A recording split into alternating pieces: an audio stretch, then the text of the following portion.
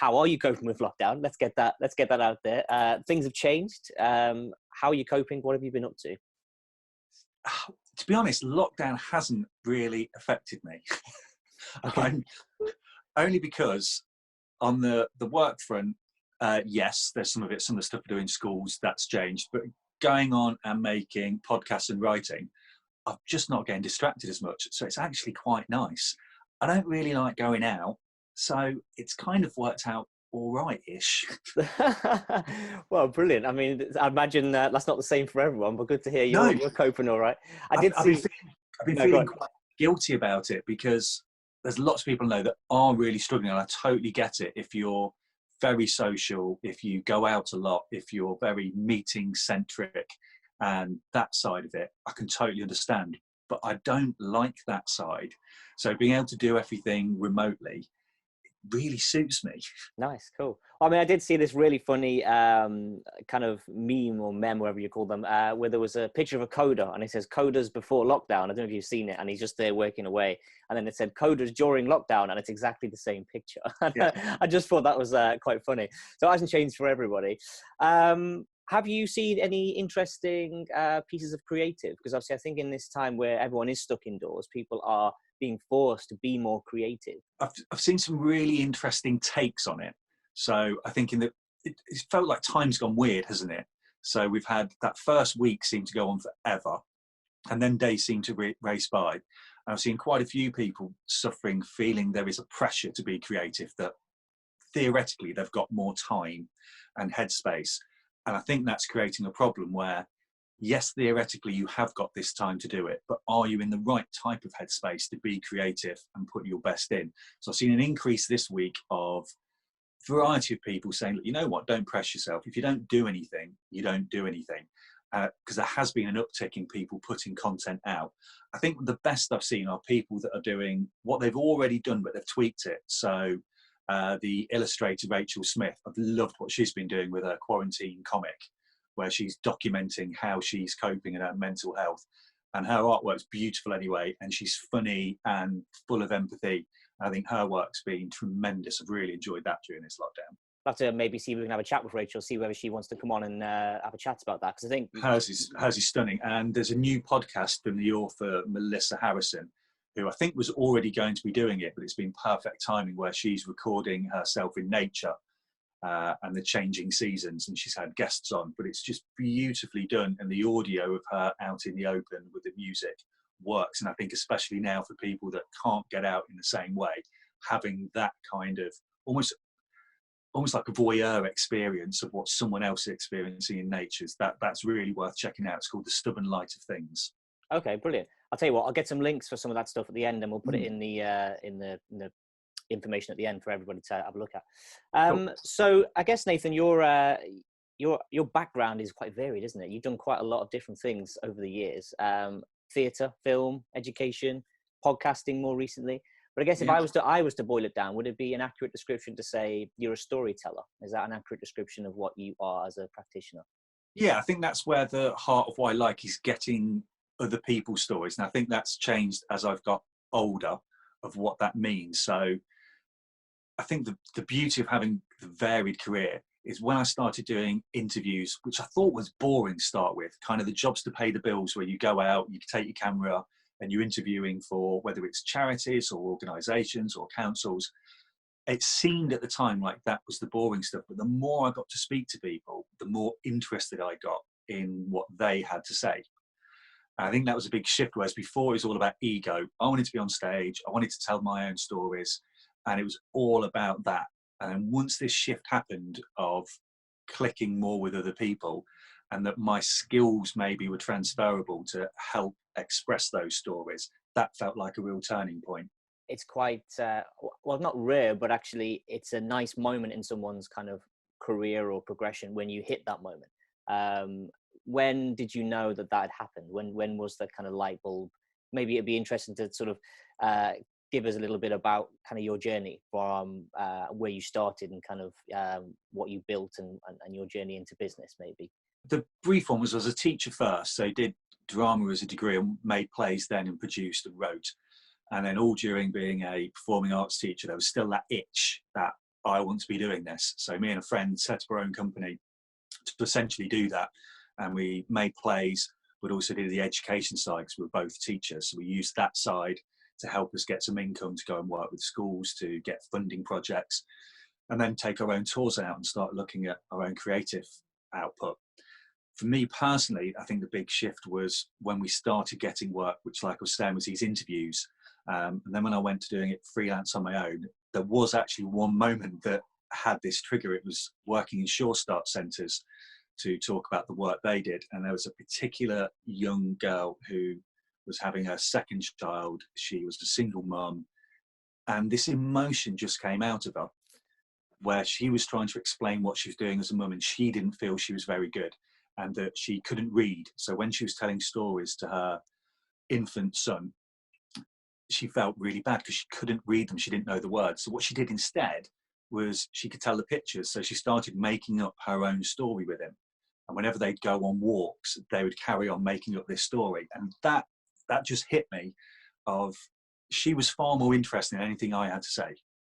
And that was far more powerful, and the emotion was real. And it felt like that would connect with, you couldn't make it up. You couldn't make up something that was that poignant, that interesting. And it transformed her. We got her to then come back and do an extended interview and talk about it. And you could see the power of her having agency over her own story and being able to tell it and understand how she could shape it. And that definitely was, it was like, say, a light bulb moment went off. I was like, this is what I want to do more of. Brilliant. And is that now kind of, how long ago was that when that kind of moment happened? I think it was probably a couple of years ago now, yeah. So I think then it changed my attitude of what type of work I wanted to do. So I became really picky about, even if it was a charity or a different organisation, of was there that aspect to it where it was allowing people to tell their stories and not just whoever was in charge, cherry picking one or two people and feeding them quotes. Yeah. That wasn't as interesting. I thought that had to be the guiding light, that the people that were being interviewed had agency. They were the people in charge. And even to the point of saying to them, hey, I'm going to edit this story in this way, but getting their permission so they knew what the end goal was. And that's really helped inform particularly how I'm going to do podcasts from now on, of using those people's voices. Yeah, fantastic. So it's humanizing the stories, isn't it? And taking the corporate out of the corporate film. It seems like that's the approach you're going for. Yeah, definitely. So let's move on to your podcast then. You have a new podcast out, eloquently named after your surname. Humanish is the title of the podcast. How did the podcast come about? Obviously, you just mentioned there that some of what you've learned as a filmmaker actually is feeding into how you approach storytelling in podcast form. But yeah, tell us a little bit more about the journey into the podcast and what the podcast is. It's probably been in the works for a couple of years. I think any creative project, you kind of start with that thrill of, I've got an idea, and sometimes you can rush into it, sometimes you take too long and the opportunity's gone. With this one, I couldn't get it right. I knew I wanted to speak to people and I wanted to make it uplifting. When I started, it didn't have anything to link it, and I couldn't make it a series. It just felt like a lot of one-off ideas. And some of that was around the title, and I'd always not wanted it to use my name because it felt that was just ego driven, until one of my friends said, I can't believe you're not using your own surname. It's so perfect for a pun. And then the more I thought about it, I remembered that a student, when I was a teacher, I'd written my name on the board and put Mr. Human, and they'd just gone up after it and put Ish on the board. At the time, it was like, you cheeky lip. But it was kind of, one, it was funny, but it just kind of synced with me. Of a lot of people, I think, sometimes question that we're all different. And I thought, well, if I use that as a starting point of we're all the same-ish, that gives me license to do anything I kind of want. The heart of it is, it's all about who we are, the worlds we create, so the realities we create by how we see the world, and then how we live in those worlds. And that gives scope to tell lots of different stories on lots of different themes. So sometimes it's going to be about a topic I'm passionate about that then involves people that are experts. For example, at the moment, putting together a short series on education. Other times it's finding a commonality. So the opening mini-series is about things people love. So I've been able to find 3 or 4 different people. And the first part of the interview is about what they do, how they got to do it. And then the second part's about something they love and why. So obviously this is going to be an ongoing series. How often are you looking to release the episodes? At the moment, I'm getting a few out as quickly as we can, because I kind of know there's a lot of people that have some free time and might want something a bit different. So the first two have come out quite quickly. The third one's coming out second week of April. So what we're on now, Sunday, will be out on Monday, yes. And then it'll be on a weekly basis after that. So some might be quite short and then some will be a bit longer. So for example, there's one about someone who was adopted and didn't really consider the implications of that till they were much, much older. And then it hit home. So that's a bit of a longer episode. Okay, cool. Shall we, I tell you what, we'll go to a little trailer, shall we? Right now, we'll show people, I know you've got a little 3-minute trailer up on the iStore, the Apple Store. Is that right? It is, yeah. Yeah, brilliant. We'll go to that now so people can have a little look. I think people have started looking for comfort since Brexit, since everything started getting shaky, and then Trump. And I think people started looking at what I want to see the world before it changed. And now I think especially we need the, oh my God, this is just warm. This is fuzzy. This is joy. Is there something maybe in the structure of certain stories that are drawing people to it? There's something to it, but there's also just a simplicity. And that's, I'm watching a lot of Murder, She Wrote, and it's so, there's something to it that it's hitting those beats. It's so simple and so easy, and that's all they had to do, and there were 4 commercial breaks. My name is Jonathan Gilbert. I am a writer, first and foremost, writer-producer in Hollywood. You can hear the full conversation on the Humanish podcast, available wherever you get your podcasts or at thehumanish.co.uk. Really good. So how did you record these before lockdown? Because obviously the sound quality is fantastic. So presumably you were in a studio, or you had a setup for someone to come in and speak with you.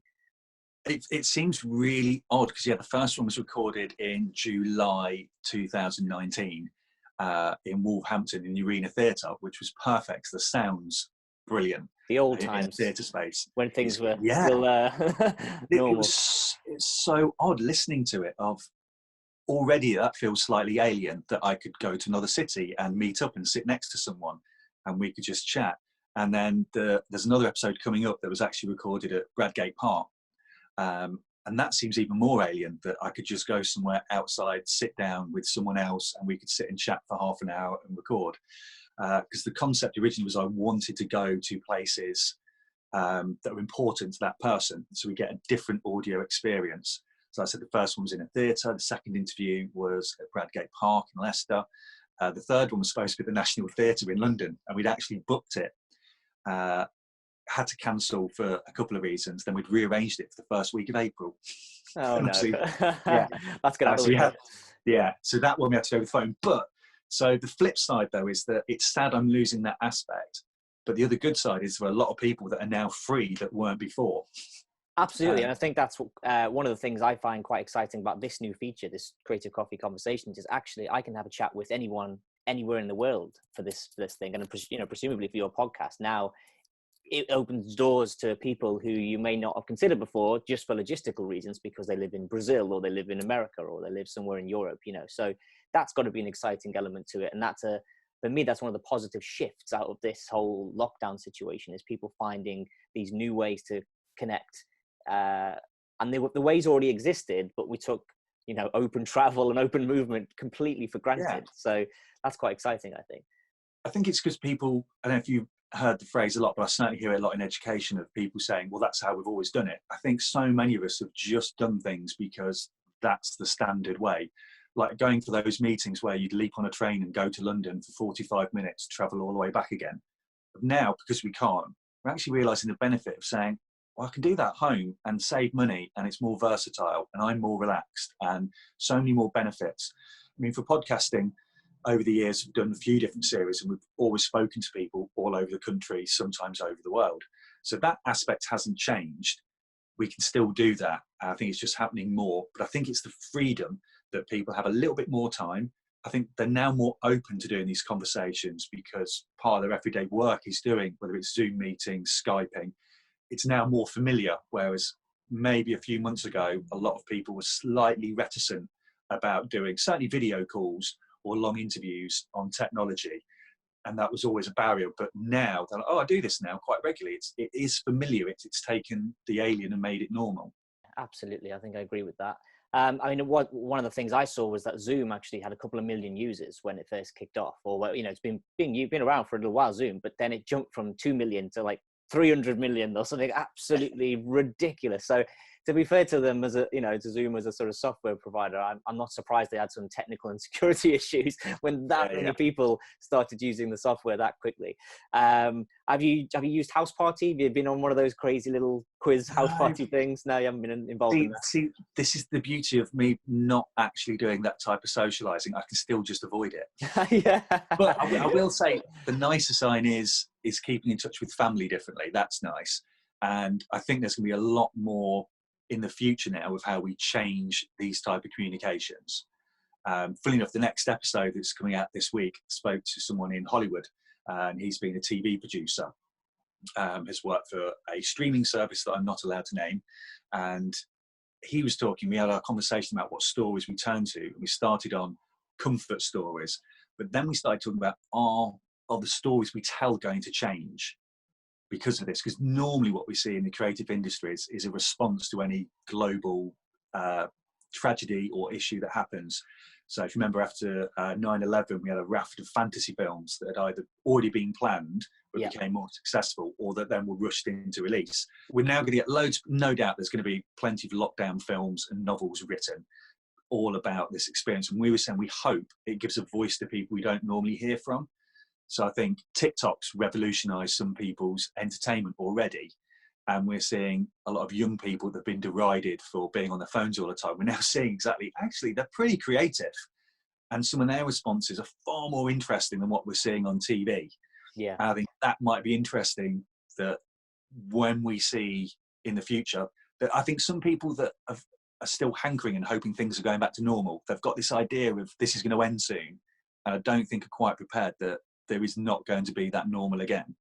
No, it's like before COVID and after COVID, isn't it? I think we'll have a different form of BC, won't it? Yeah, I think some of these younger creatives are probably going to be better placed because they're already doing it. Yeah, absolutely. I mean, I studied film studies as my my BA degree at DMU, and I actually remember one of the fascinating things about studying film and writing about film is that you learn that any film made in any period is always, for the most part, dictated by sort of social and political and all kinds of different kind of things going on in that time, in that decade, in that time period. So that's why, in the 70s and 60s, you had a lot of kind of war films because there was a lot of things going on with the Cold War and things.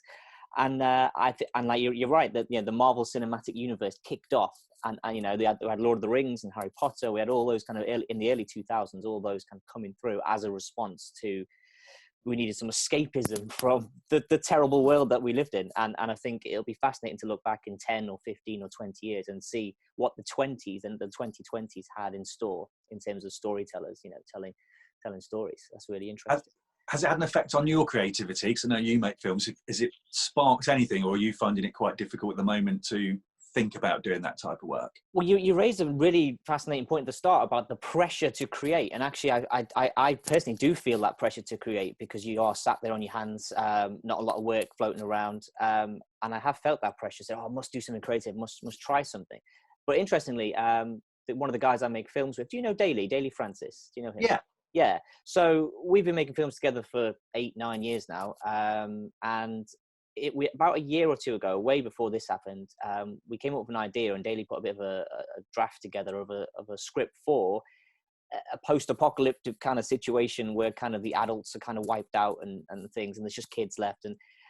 And we were talking about recently, going, my God, this is like ready-made for sort of the COVID situation.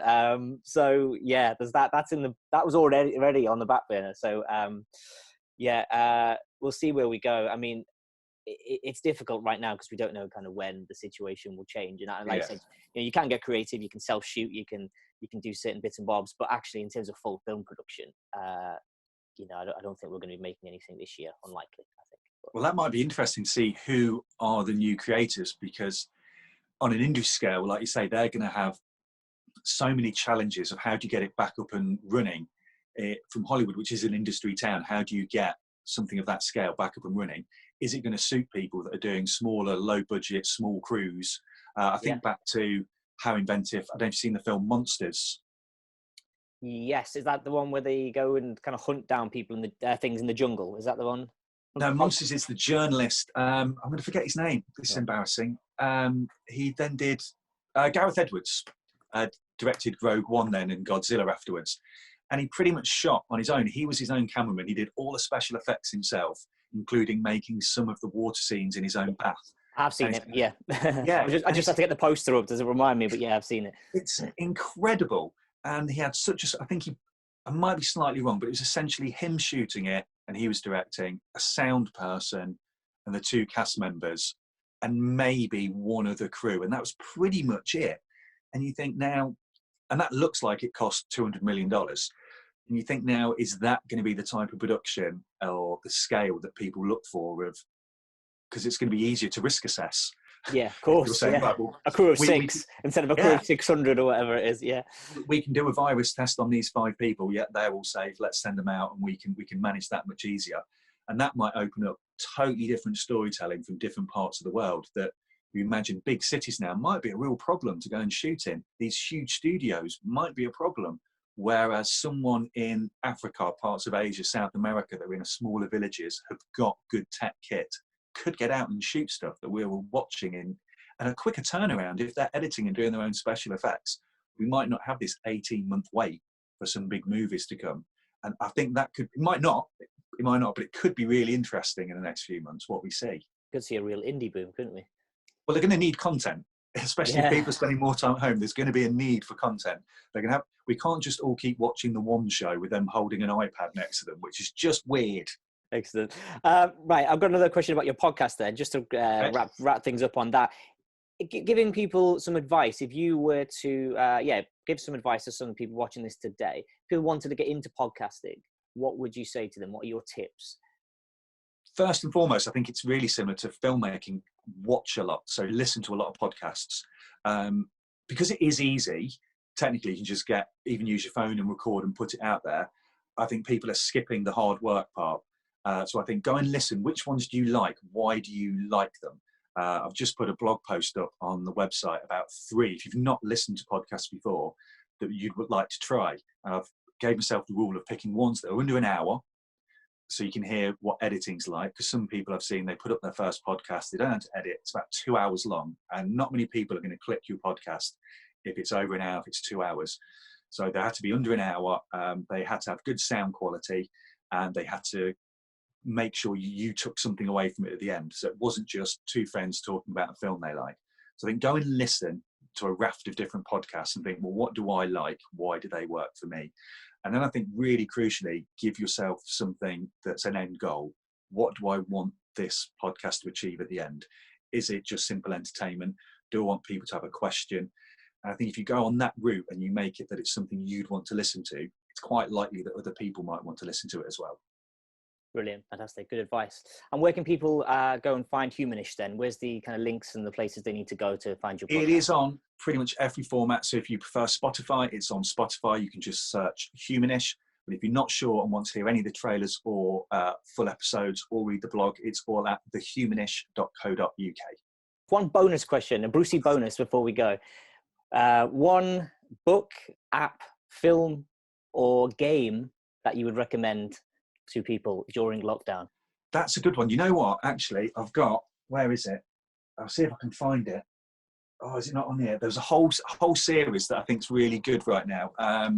It's Stephen Baxter and Terry Pratchett series called The Long Earth. Okay. So if you get into it, you've got a whole load of the books, and it's essentially about someone invents a machine, which means you can step. And you can step into the multiverse. So it's the idea there are a limitless amount of our worlds, and this simple device allows them to step, and they can keep stepping into carbon copies of this world, which a lot of people might find a soothing thought, that you could just step away from the worries of now into a carbon copy world which doesn't have that problem. But that's brilliant, really good series. Absolutely, proper escapism. Oh, absolutely, yeah. Wonderful. Well, thanks very much for talking to me today, Nathan. It's been a pleasure catching up with you. Yeah, and you too, Lee. Good to see you and speak to you.